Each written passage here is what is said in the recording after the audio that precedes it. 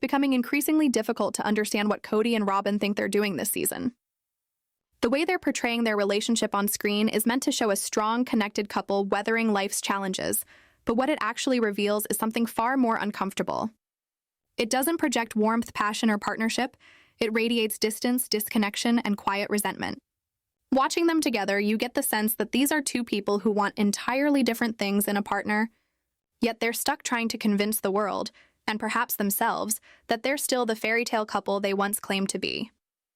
Robyn's discomfort isn't just about being shy with public affection, as some fans like to assume. There's a deeper unease there, something more layered.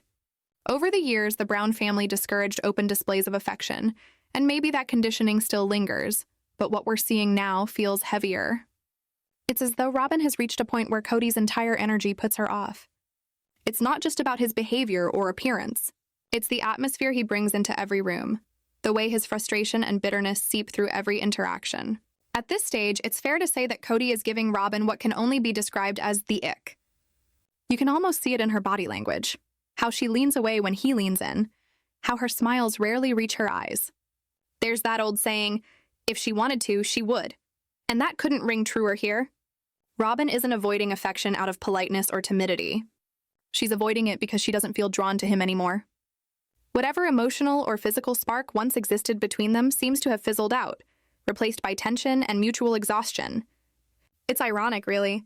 Kody once fancied himself as the ultimate romantic, 4 wives, endless love stories, a grand vision of unity. But now, as the last one standing, he's left with a version of marriage that looks more like obligation than affection. And while viewers might find it entertaining to watch this unravel, there's also a layer of sadness to it all. Because at the heart of this slow-motion collapse are not just two adults trying to maintain appearances, but children, young people who have lived through every phase of this family's dysfunction, from the early optimism to the bitter endgame. Kody and Robyn may think they're portraying resilience, but what the audience actually sees is the public unraveling of a relationship and a family that once seemed unbreakable. It's as if they've become characters in their own tragedy, blissfully unaware that the world is watching their undoing in real time. Now, I'll be honest, there's a strange satisfaction in watching karma come full circle. For years, Kody made choices that alienated his other wives, all while insisting that Robyn was simply more loyal, more understanding, more spiritually aligned with him. Yet that very loyalty has morphed into dependence, and dependence has soured into resentment. What once looked like devotion now feels like captivity. However, while many fans might find it poetic to see Kody and Robyn's relationship deteriorate, what's harder to watch is the toll this has taken on their children, especially those still under their roof. You can see it in their eyes, in the awkward silences, in those moments where the kids are asked how they feel, and they can't quite find the words. Take Brianna, for example. There's a scene where the family is packing up the last of their things from the McMansion. Kody presumably having made a half-hearted attempt at freshening up, and Brianna is asked whether she's sad to be leaving. Her response is quiet, hesitant. She looks genuinely lost. "I don't know how I feel," she says, eyes unfocused, her tone flat. It's not the answer of someone who's indifferent. It's the response of someone overwhelmed, unable to process yet another upheaval. And that's the tragic truth. These kids aren't fine. They never have been. For all of Robyn's attempts to shield her children from the chaos, she's inadvertently kept them trapped inside it. Her older kids have been treated more like emotional support systems than independent adults, while her younger ones have been coddled and kept dependent. The result? None of them have had the chance to develop normal, healthy boundaries. Brianna, the youngest of the older 3, is caught in an impossible position. As the family prepares for yet another move, she's technically an adult, yet still tethered to her parents' decisions, unable to carve out a life of her own. Dayton seems to have found some measure of independence. He's rarely seen on camera anymore, but even that feels like an escape rather than a choice. Aurora, on the other hand, seems to be stepping into a new chapter.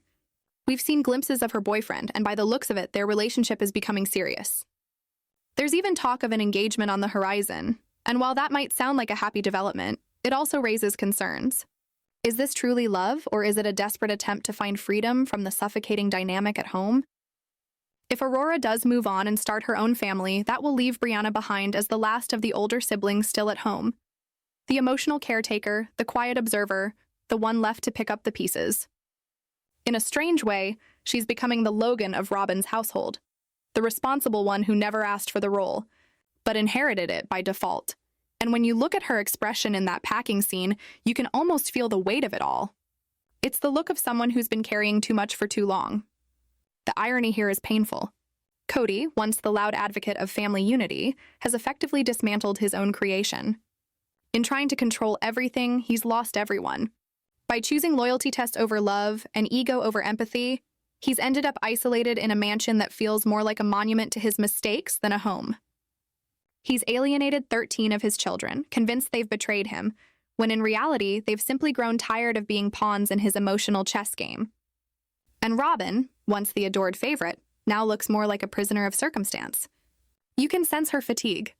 She's the last one left standing beside Kody, but it's hard to tell whether that's by choice or because she doesn't know how to leave. Her entire identity has been built around being the loyal wife, the one who stuck it out when everyone else walked away. But loyalty isn't the same as love, and endurance isn't the same as happiness. When the cameras pan to her, you can see it, the flicker of disappointment, the flash of regret. She may not say it out loud, but her expressions tell a story louder than any confessional ever could. She's emotionally checked out, maintaining the facade of marital harmony because that's what's expected. But deep down, she knows this isn't the life she dreamed of when she joined the Brown family. Meanwhile, Kody continues to convince himself that he's the victim, that he's been wronged by the disloyalty of others. He talks about betrayal, but rarely about reflection. There's no sign of introspection, no willingness to consider how his own actions have driven people away. Instead, he wears his bitterness like armor, shielding himself from the very accountability that could set him free. What we're witnessing now is the final act of a long, slow downfall. The family that once captivated viewers with its unconventional structure has imploded from within, undone by pride, favoritism, and denial. And as the dust settles, Kody and Robyn are left standing in the wreckage, pretending it's still a castle when it's clearly become a ruin. It's tempting to find satisfaction in the irony of it all, to see the once smug patriarch finally facing the consequences of his choices. But behind the schadenfreude lies something more complex, the recognition that this story isn't just about adults making bad decisions. It's about the emotional collateral left behind, the children who never got to experience stability, who grew up watching love turned into strategy, and who now carry the invisible scars of that environment. Every time the show cuts to a confessional with one of the younger family members, it's a reminder of that damage. The awkward silences, the nervous smiles, the uncertainty about the future. It's all there, playing out for millions to see. And yet, Kody and Robyn seem oblivious, still trying to control the narrative, still insisting that their version of events is the truth. But the truth doesn't need narration, it reveals itself. And what it's showing us now is that Kody and Robyn's relationship, far from being the picture of divine partnership, is a mirror reflecting the dysfunction that's defined the Brown family from the beginning. What was once marketed as spiritual unity has turned into emotional isolation. In many ways, this isn't just the story of a failing marriage, it's the story of a belief system collapsing under its own contradictions. Kody built his identity on being the patriarch of a plural family, but he couldn't handle the very pluralism he preached. When things became difficult, he withdrew into the comfort of the one wife who idolized him, mistaking that adoration for love. Now even that illusion is slipping away, and so here we are, watching two people sit in the ruins of what was once a vast, complicated empire of relationships. They still speak of loyalty, of destiny, of divine design, but the spark is gone. What remains is habit, performance, and the quiet realization that they've run out of people to blame. The saddest part is that their story didn't have to end this way. It could have been one of growth, humility, and genuine connection, but instead, it's become a cautionary tale about ego, control, and the cost of refusing to change. It's becoming painfully obvious that Kody Brown's so-called authority has all but crumbled, and the evidence is everywhere. His children, one by one, have distanced themselves from him, physically, emotionally, and spiritually. Many have moved out of state, out of his house, and far out from under his controlling gaze. The only household left under his influence is Robyn's, and for years, Kody praised her for what he considered her ability to keep her children obedient and compliant. But what's never been properly discussed is the mystery surrounding her eldest son, Dayton. Viewers noticed long ago that Dayton suddenly disappeared from the show. We all assumed, quite reasonably, that perhaps he just didn't want to film anymore. But the question remains, was that truly his decision? Because if you're going to abandon 13 of your own children while publicly idolizing one particular branch of your family, it's a strange look to then have one of your golden kids vanish from the spotlight without explanation. It undermines Kody's narrative entirely. Think about it. Kody has spent years defending his favoritism towards Robyn's household by suggesting her children are loyal, disciplined, and full of respect for him. Yet now, one of them has gone completely off-grid, unseen on camera, unmentioned in family updates. The contradiction is staggering. If Robyn's children were meant to represent the pinnacle of Kody's parenting success, the ones who truly get him, then why is one of them missing? Why is this perfect image of harmony falling apart from the inside? Even more ironic is the timing of Kody and Robyn's decision to upgrade their already lavish home. They've invested in a massive property, despite the fact that the number of people actually living there continues to shrink. What sense does it make to expand your kingdom when the subjects are leaving in droves? It's like building a bigger throne room for a disappearing audience. Of course, part of Robyn's longtime appeal to Kody has been her willingness to indulge him. From the beginning, she was the wife who made him feel like the center of attention. She wasn't just another partner. She was his admirer, his enabler, the woman who treated him more like an honored guest than a husband. She even gave him an office in her home, ensuring that he always had a private sanctuary, a place where he could retreat from the chaos of plural marriage. Robyn wasn't the typical sister wife. She was the cool one, the one who didn't challenge him, didn't question him, and certainly didn't make him uncomfortable. She treated her man like her favorite customer, always making sure his ego was perfectly catered to. But that dynamic, once Kody's greatest comfort, has now become his biggest problem. Because the fantasy of being endlessly adored doesn't hold up under the weight of everyday reality. And it's starting to show. The fairy tale that Kody and Robyn once sold to viewers, the idea of a soulmate connection, of divine union, of two star-crossed lovers destined to thrive in their own private chapter of the Brown family saga, has begun to look paper-thin. What we're seeing now isn't passion or partnership. It's stagnation. At first, Kody loved escaping to Robyn's home. It was his refuge from the frustrations of his other marriages. He could show up, enjoy the comfort, bask in Robyn's attention, and then retreat again without having to deal with the messy bits of family life. She made everything easy for him. Even the children's needs were handled by outside help. Robyn had nannies, babysitters, and assistants managing the practical side of parenting so that Kody could focus on being the adored father figure rather than the active one. It was, in many ways, the perfect setup for him. Affection without effort, family without responsibility. But an escape can only remain an escape if there's somewhere else to run from. Now that the other wives have gone and the plural marriage has effectively collapsed, Robyn's house is no longer an oasis. It's the only game in town. And that changes everything. What was once exciting and exclusive has become ordinary and suffocating. For Robyn, the dynamic is even more complicated. She grew up in an environment where her mother was essentially a part-time partner, sharing a husband in a plural arrangement. That's the relationship model she saw and internalized. Being one of several women was familiar. It gave her a sense of purpose and belonging. But being the only wife? That's unfamiliar territory. She's never had to sustain a long-term monogamous marriage before, not like this. And now that she does, the cracks are starting to show. When Kody was dividing his time among multiple households, his eccentricities, his mood swings, his self-importance, his relentless need for control were diluted by distance. Each wife only saw him in small doses. But now that he's with Robyn full-time, those quirks aren't charming anymore. They're exhausting. What used to seem like intensity now feels like instability. What used to look like confidence now reads as arrogance. And their incompatibility is no longer something they can hide. They've both admitted on camera that their personalities don't truly align. Kody thrives on attention. He's a showman, an extrovert, someone who wants to be admired and applauded. He wants his partner to match that energy, to flirt with him, to indulge his playful vanity, to validate his masculinity in front of others. Robyn, by contrast, is more reserved.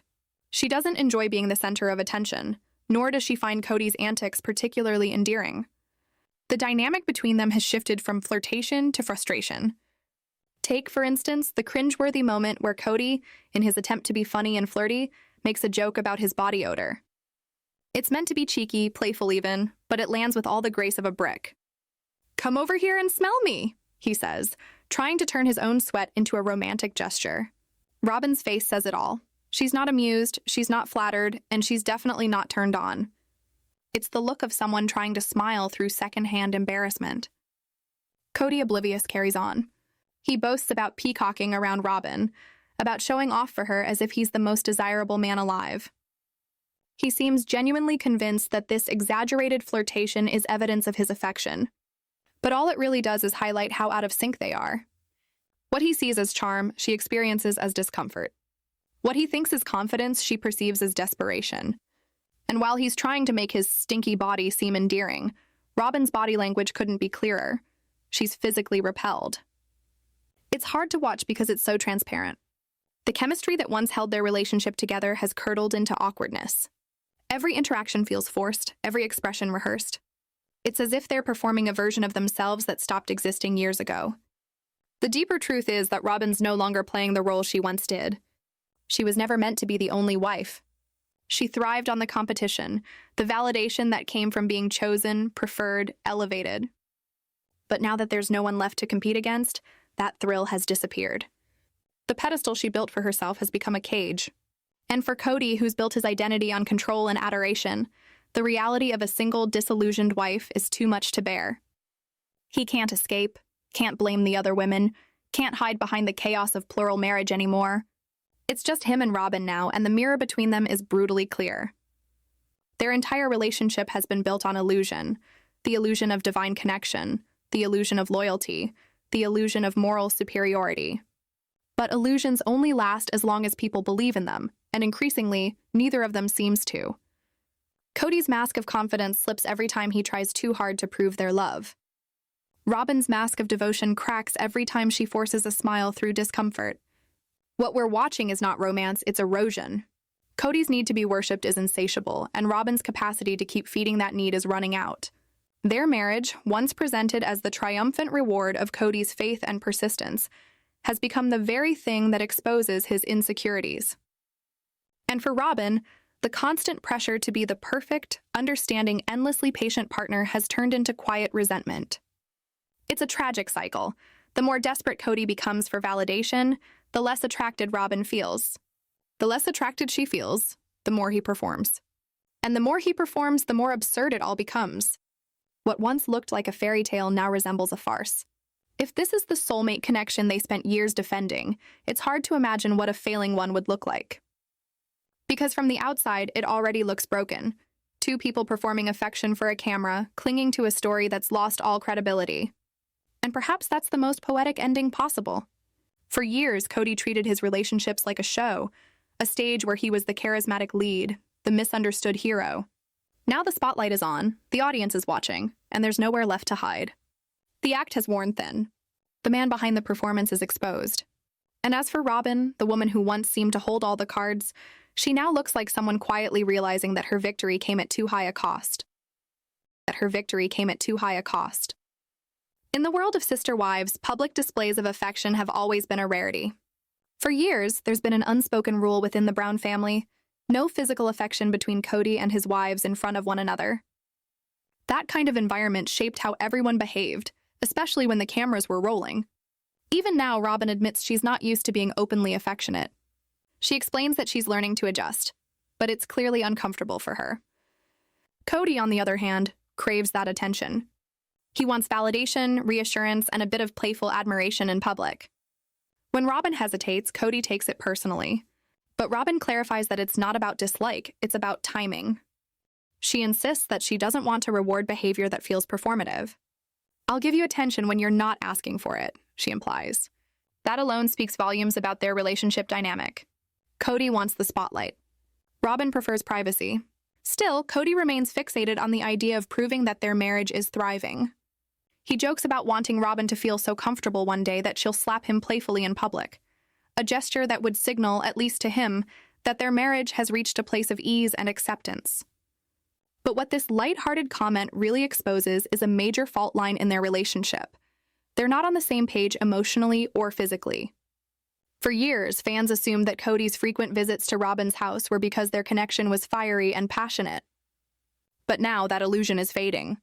Kody himself admits that things have gone stale, that they've been so focused on dealing with the fallout of the family's collapse that their own marriage has slipped into a rut. He even suggests that their bond has become more about survival than intimacy. What's more, Robyn's attitude towards Kody's advances has shifted noticeably. In a recent scene when Kody attempts to joke around and seek her affection while packing boxes, she visibly recoils, responding with an almost disgusted, "Ew, gross." That brief exchange says more about the state of their marriage than any formal confession ever could. Robyn's lifestyle has also drawn criticism from viewers. She currently lives in a sprawling multi-million-dollar home, doesn't appear to have a traditional job, and still manages to support 5 children and a seemingly endless collection of expensive doll figurines. For Kody, who's been open about his financial and emotional strain, this setup might look like success. But beneath the surface, it feels more like imbalance than partnership. Kody's belief system adds yet another layer to the problem. He's long been conditioned by his own interpretation of faith to see emotional or physical distance in marriage as a her problem, not his. In his view, if a wife isn't meeting his emotional needs, he's entitled to seek attention elsewhere. And for years, polygamy allowed him to do just that. When things soured with one wife, he turned to another for comfort. Now that he's in a monogamous marriage, that escape route is gone. He's trapped within his own system, and Robyn seems trapped alongside him. Their situation has reached a point where blame is being constantly shifted. In earlier seasons, Kody pointed fingers at Meri, Janelle, and Christine, claiming that their inability to find harmony was the root of the family's problems. Now, with the original 3 wives long gone, he's still finding ways to make them responsible for his current unhappiness. The narrative has changed, but the pattern remains. Instead of addressing his own role in the breakdown, Kody has begun reframing Robyn's dissatisfaction as a byproduct of what the other wives did to him. In other words, the story is always the same. It's someone else's fault. That victim mentality might have worked in a plural marriage, but it's becoming painfully transparent now that there's only one wife left, and even she looks increasingly weary. It's hard to ignore how much of this current reality Kody himself created. He built a family on control, attention, and validation, all while claiming it was about faith and unity. But now, stripped of his audience and left with a single partner who seems emotionally distant, the cracks are impossible to hide. The couple's interactions, once framed as loving and loyal, now come across as awkward and strained. There's a distinct sense that Robyn isn't sure how to exist as an only wife. Having grown up in a polygamous environment herself, she's never seen what long-term monogamy truly looks like. Kody, meanwhile, seems equally lost, craving affection but not understanding how to earn it. The irony is that the man who once preached about family unity now struggles to hold together a single relationship. His desire to perform affection for the cameras contrasts sharply with Robyn's discomfort in showing it. Together, they represent a dynamic that feels less like partnership and more like performance, a facade slowly falling apart under the weight of its own contradictions. As viewers, we're witnessing the unraveling of a story that was once sold as a modern twist on faith, love, and commitment. What's left is a quiet, uncomfortable reality. 2 people trying to convince themselves and everyone else that what they have is still working. But with every episode, it's becoming harder to believe that either of them truly does. If you enjoyed this breakdown, don't forget to subscribe for more updates, insights, and deep dives into the world of reality television. Stay tuned. There's always more beneath the surface than meets the eye.